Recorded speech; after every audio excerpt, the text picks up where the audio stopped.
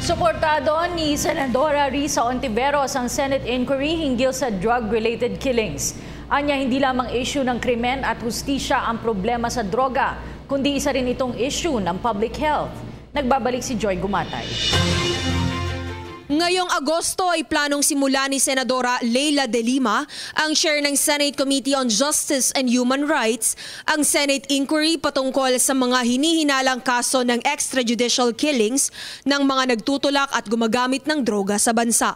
Suportado ito ng neophyte senator na si Senadora Risa Hontiveros, ang chair ng Senate Committee on Health and Demography, na naniniwalang ang problema sa droga ay hindi lamang issue ng krimen at hustisya.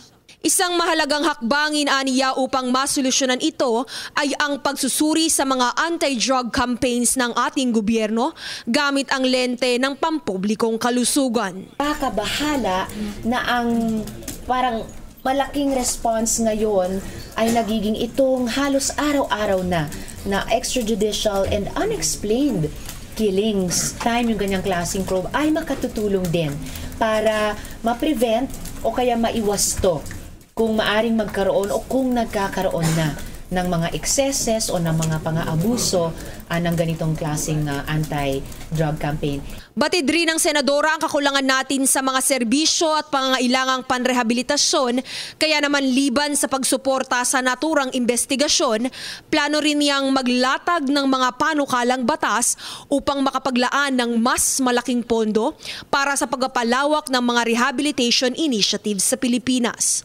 Ito ay upang epektibong matulungan ang mga Pilipinong nalulong sa droga na ngayon ay nais ng tuluyang magbagong buhay. Sa usapin ng public health, universal healthcare, pinakinggan ko with interest yung ideya na PhilHealth daw ay magpondo rin or mag-provide ng isang bagong case rate para sa drug dependence rehabilitation.